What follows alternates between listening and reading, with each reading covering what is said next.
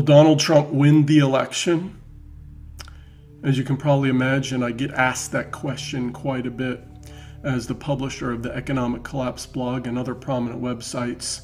People want to know, people are interested in this election, and certainly this election is one of the most hotly contested, one of the most emotionally contested elections of our time. You've got Donald Trump and Hillary Clinton, and so many people hate Donald Trump, so many people hate Hillary Clinton, and to a certain extent, a lot of the reasons why people are going to be voting for Donald Trump is because they're desperate not to see Hillary Clinton in the White House. And the same thing on the other side is that a lot of people are going to be voting for Hillary Clinton just because they don't want Donald Trump in the White House.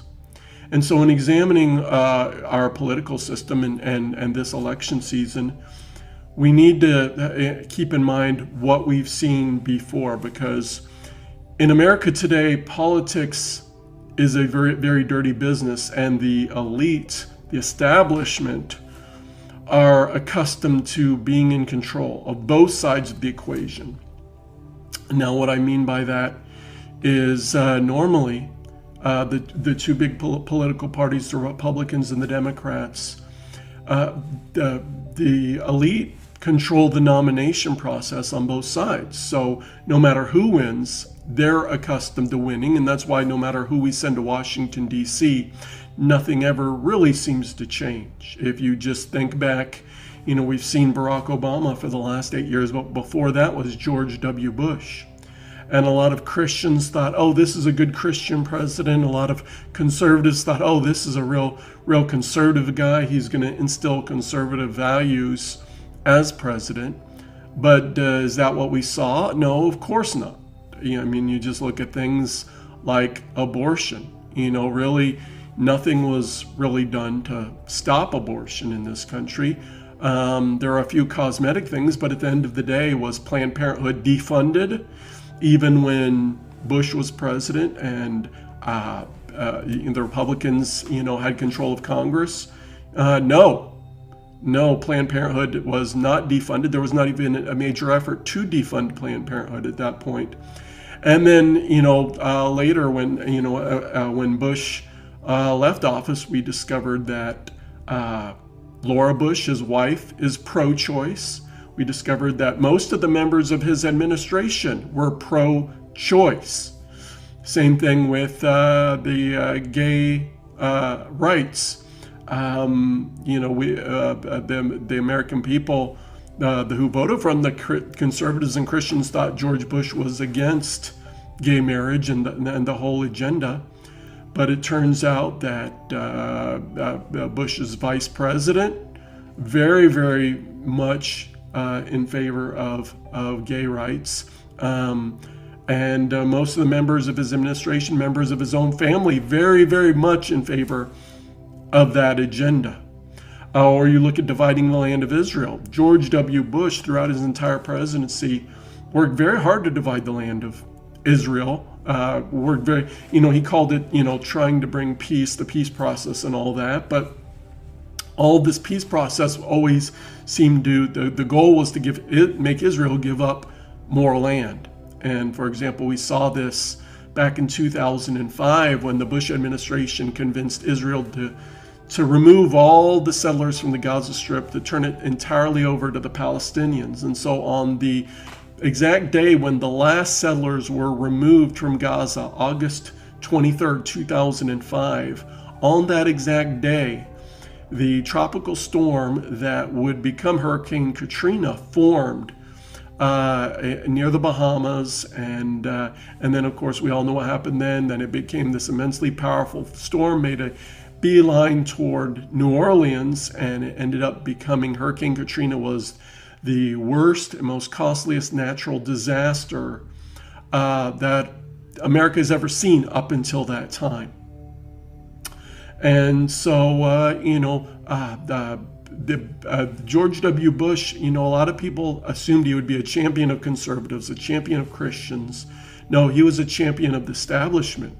In fact, throughout his presidency, just like during Clinton and just like during his father before him, the agenda of the elite, of the establishment, move forward with the free trade deals to move toward the one world economy, the move toward a one world system in terms of more power to the United Nations, the United States military becoming the police of the world, and all the move toward a global system. We saw under Bush, just like we've seen under Obama, just like under every administration. But this time around, the reason why I share all that is because to help you understand why the elite are so upset about how things have turned out so far in 2016. As on the Democrat side, things went pretty much according to plan, although Bernie Sanders almost threw a wrench into the works there. But Hillary Clinton was the establishment choice from the very beginning. All the money got behind her, and she was the Democratic nominee. That's what was supposed to happen. But on the Republican side, things went completely haywire. Jeb Bush was supposed to be the nominee. All the big money got behind him, but the voters overwhelmingly rejected him, then overwhelmingly rejected Marco Rubio, John Kasich, and the other establishment choices.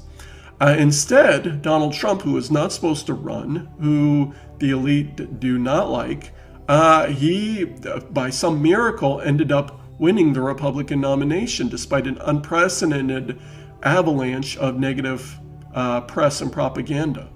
Now, why do the elite hate Donald Trump? Well, it's not because Donald Trump is necessarily so Christian, but at the end of the day, Donald Trump is against the globalist agenda of the elite, of the establishment. Donald Trump talks about America first. Well, the elite don't want any part of that. They want us to start thinking as global citizens.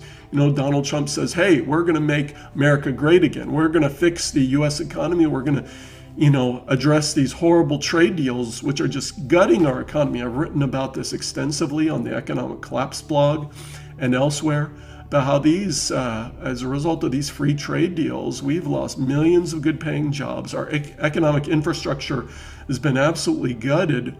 Our once great manufacturing cities, Detroit was once the greatest manufacturing city the world has ever known. But today it's a shell of what it used to be, a shadow. It looks like a war zone, many areas of it, and the rest of the world laughs at it, makes jokes about it. In fact, Detroit at one time had the highest per capita income in the entire country. And so Donald Trump is the first major presidential candidate in decades to say, hey, this is wrong. We should not be doing this. But the elite are very, very upset because what the elite want to do is merge us into a one world economic system. But that means that American workers are dumped into a one world labor pool where suddenly they're directly competing for jobs with people on the other side of the world where it's legal to pay slave labor wages.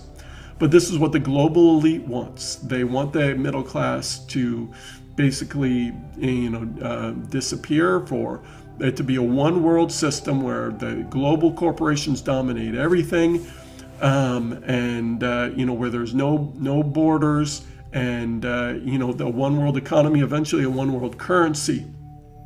But Donald Trump has started calling himself Mr. Brexit, referring to the remarkable vote we just saw in the UK, where they voted to leave the European Union, which was not in the elite's plans either.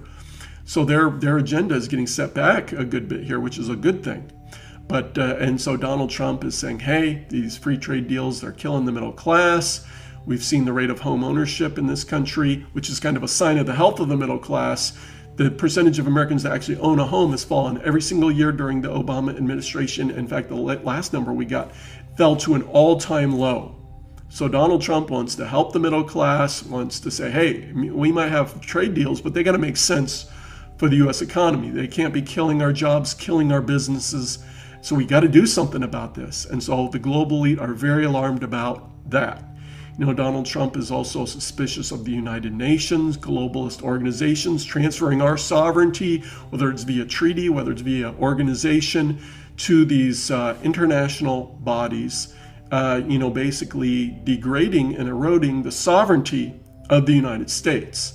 And, the elite and the elite want this, and they talk about a world without borders. And the Pope Francis recently came out and talked about this. But the elite want a world without borders.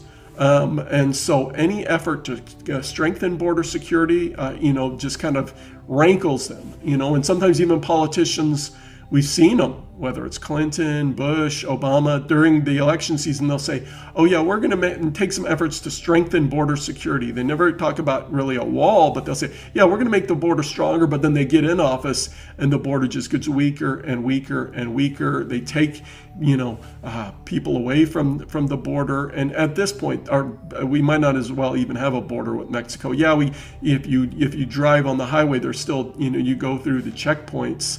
But, in terms of people wanting to hop back and forth across the border, it's exceedingly easy to do in places down like Texas. You can just hop back and forth across the Rio Grande in many areas. I mean, it's absolutely ridiculous. And so we've had, hundreds of thousands of gang members, drug traffickers, drug dealers, criminals, sex predators, welfare parasites. The list goes on and on and on. People bringing diseases into this country across our southern border because it's so porous. And Donald Trump says, hey, this doesn't make any sense. We need to do something about this. We need a wall, so people have got to come in through the designated entry points. And so we know who's coming in and who's coming out. And at the end of the day, there's nothing wrong with people coming into this country and following our laws and working hard and doing those things, but we want everyone to come through the front door, But instead, our policy today, what is our policy? We've left the back door wide open, but we made it so hard to get through the front door. And I've actually been through this process because my wife's originally from Canada, and she came here, had to go through the legal process. And I'll tell you what, it's so complicated, so convoluted. As a lawyer, I could barely understand it. What are people coming from another country? How could they possibly navigate the system, go through it, try to do things the right way? So we completely need to reform and simplify that system. Meanwhile, for people who want to come in illegally, come in the back door, we've just left the back door completely wide open. We said, hey, come in. We've got our sanctuary cities where you can come in. People aren't going to arrest you. They're going to leave you alone. They're going to give you benefits and housing and education and food. And, we're going to roll out the red carpet for people who want to do things illegally. So we've got a system that's totally backwards, that totally doesn't make sense. And so we need to do something about this. So, but the global elite that want to abolish borders and that want to say, hey, we're just all one big world, one big country, we're going to, they want to make borders meaningless. They want to eventually abolish all borders and make it one big world. And so that obviously goes against, so what Donald Trump's saying, it goes completely against that. So basically, Donald Trump, whether he realizes it or not, is really pushing the alarm buttons, the hot buttons for the elite. That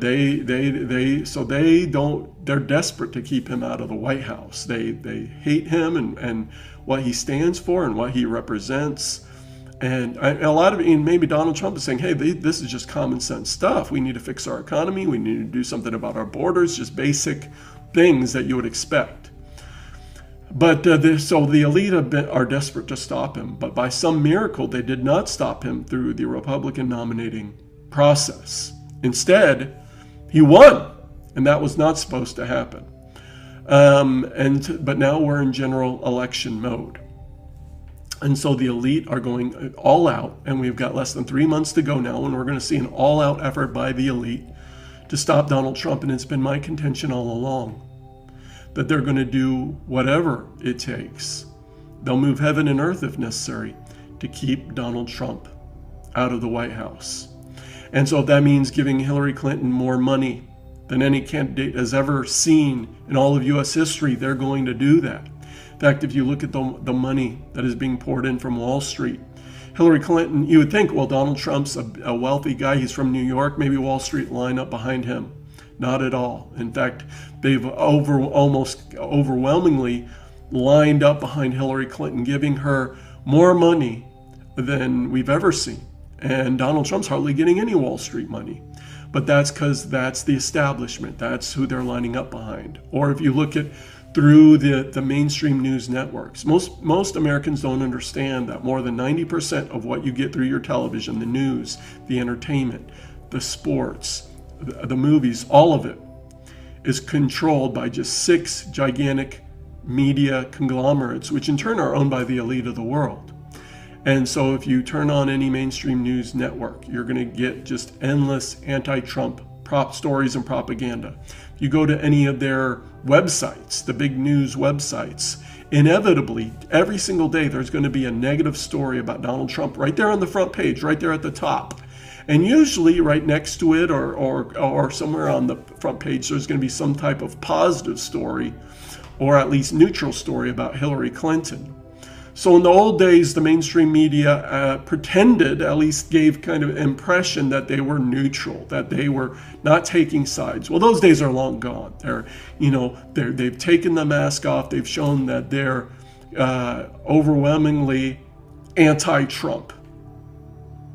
But the establishment isn't stopping there.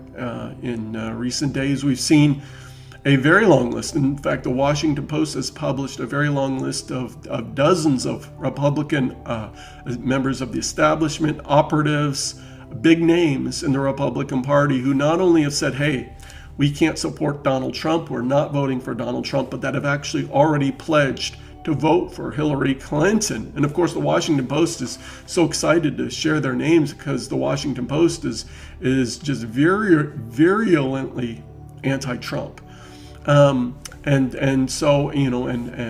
We saw Henry Paulson, the former U.S. Treasury Secretary, actually, come out in the Washington Post. They gave him space to announce his intentions to not only not support Donald Trump, but to vote for Hillary Clinton. And this was a member of the Bush administration. Sally Fletcher, who is Jeb Bush's top advisor, she said, not only am I not voting for Donald Trump, but I'm leaving the Republican Party entirely, and I'm voting for Hillary Clinton due to all this. And so this is what we've seen. And Sally Fletcher would have never done this without the blessing of the Bushes, because she's been working for the Bush family since 1988, Papa Bush's presidential campaign since then. So she's basically almost a member of the family. So for Sally Fletcher to do this is extraordinary. We've seen U.S. Senator Susan Collins from Maine come out and publicly say, hey, I can't vote for Donald Trump. So she's not voting for Hillary Clinton, but a sitting U.S. Senator coming out and saying, hey, I can't vote for the standard bearer of our party. That's unprecedented. We've never seen this before. And other members of Congress are holding back their support. They're not endorsing Donald Trump. But it's because he's not a member of the club. He's not a member of the establishment. People need to understand that the establishment, they control senators, they control members of Congress. They're used to controlling the system. And that's why it seems no matter how hard conservatives work, no matter how hard Christians work, they can't seem to make changes to the system. No matter how hard patriots work, we can't seem to get things to change. So, what is the outcome going to be? The polls, for a while there, right after the conventions, it looked like Hillary Clinton had a comfortable lead. But now the polls are starting to tighten. Things are starting to get closer. So once again, the establishment seems like they're getting nervous. And as we get closer to Election Day and the polls are close, what could we see? Could we see vote rigging? Donald Trump has already brought up that possibility, and it's really easy to rig voting machines. And there have been elections here in the United States. If you doubt this, Google black box voting, in which there's strong evidence that various elections at various times, various results have been rigged, that voting machines have been tampered with, that voting results have been hacked. And so that is a real possibility. There's even been cable documentaries about this. But most Americans don't realize that this has gone on. So that's entirely possible. And could the elite take even more extreme measures against Donald Trump? I believe so. And so we need to be praying about this and about the outcome of the election. Now, there's a lot of people out there these days, when asked the question, will Donald Trump win the election? They claim to have insider information about what the outcome will be. Now, they better be right, because if the election comes and shows that they're wrong, that they were a fraud, well, they're going to learn a very hard lesson in telling people things and claiming to have inside information that was not true. And so people ask me, well, Michael, will Donald Trump win the election? Well, I can give you my opinion on the matter, but I don't know what is going to happen, and so I'm not claiming to know what's going to happen. I'm not claiming to have some type of special inside information on the matter. But what I do know is that the elite hate Donald Trump, and that the elite will go to extraordinary lengths to stop him. And we're even seeing this on social media. We're seeing the big tech companies where they're monkeying with search results or what shows up in your feed or whatever. Apple recently came out and labeled podcasts that have to do with Donald Trump explicit material. That they put an explicit warning on them, even though podcasts dealing with Hitler or Osama bin Laden did not even get the same label. But the CEO of Apple, Tim Cook, he's been, it should be no surprise, he's been holding fundraisers for Hillary Clinton, $50,000 a plate fundraisers for Hillary Clinton. This is the CEO of Apple, big Hillary Clinton supporter.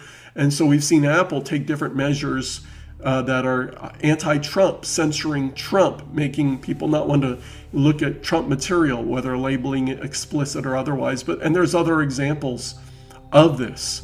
We've seen on Twitter where, criticism of Hillary Clinton or Barack Obama has been suppressed, or, where there, efforts to promote Trump have also been suppressed. So we're seeing this, we're seeing, the elite, this election, the mask is coming off. The elite are showing who they are, that they don't like Donald Trump. They hate Donald Trump. They want to go all out to stop Donald Trump. And so we're seeing, they're showing who they really are. And that's kind of frightening. Now, on the alternative side, there are concerns about Donald Trump that, we need to address. One thing is, there are legitimate questions about, is he really committed? For a long time he said he was pro-choice. Now he says he's pro-life. But how committed is he to pro-life ideals? When asked about defunding Planned Parenthood, he says, no, I don't want to defund Planned Parenthood. In fact, I don't like the abortion they're doing, but I support the other work they're doing. I think they're doing a great job. He's complimented them numerous times, has no plans to defund them. And, and the questions have been raised, well, is Donald Trump really concerned about abortion? You look at his acceptance speech at the Republican nomination, at the Republican convention. It was the longest acceptance speech in history, and yet there was not a single word about abortion the whole time. So there's concern. Donald Trump has said, hey, I want to nominate conservative Supreme Court justices, but when asked if the Supreme Court decision about gay marriage, Donald Trump said, well, hey, the Supreme Court's decided, it's been settled, let's just move on. And he's spoken repeatedly about how he's going to protect and promote gay rights. And so there's some real questions there about, hey, Donald Trump conservative on this issue. He's, how does he really feel about these things? But then of particular concern for me is his stance on dividing the land of Israel. Because we've seen, whether it's, George Bush Sr., the Clintons, George W. Bush, and then Barack Obama, they've all been committed to a Palestinian state. They've all been committed to dividing the land of Israel. Well, Donald Trump's been asked about this, and he said, hey, is a deal between Israel and the Palestinians possible? And Donald Trump has said, well, I'm not sure, but that's going to be one of the first things I address in terms of foreign policy. I'm going to sit down with Israel and with the Palestinians. I'm going to see if a deal is possible. And well, if not, then we'll know that no deal's coming, and then we'll just move on. But he wants to make a deal. He wants to divide up the land of Israel. He wants a two-state solution. And Donald Trump is dead wrong about that. And so these are things as patriots, as conservatives, as Christians that should concern us about Donald Trump and that he is wrong about. So Donald Trump is, he's not going to save America. He's not, going to single-handedly reverse the direction of this country, because ultimately the problem is not that we have the wrong leader in the White House. Ultimately, the problem is that is in our hearts. And we see this every day with the horrible way people treat one another on the internet. We see it with the explosion of sexual immorality and just about every type of evil you can imagine in this country. We see this every day in the headlines of the incredible, disgusting things people are doing. Just yesterday, I saw a headline of somebody was trying to have sex with a truck. The signs of moral decay, of social collapse. We just saw the riots in Milwaukee. We've seen Baltimore and Ferguson, police shootings in Dallas and Baton Rouge. And, in so many ways, we see evidence that America is falling apart. So the hope for America is not Donald Trump. There's one hope for America. That is Jesus Christ, Yeshua HaMashiach. That's Hebrew for Jesus Christ. And he's our only hope. So we need to repent, turn back to God if this nation is going to have any future. Because without God, without the Lord Jesus Christ, without turning to him with all of our hearts, there is no hope for this nation. There is no future for this nation. And there is not going to be any political solution which is going to turn our country around. And so I encourage everyone to try to be a light, to try to be people of great hope, great faith, and great love, because that is what America desperately needs.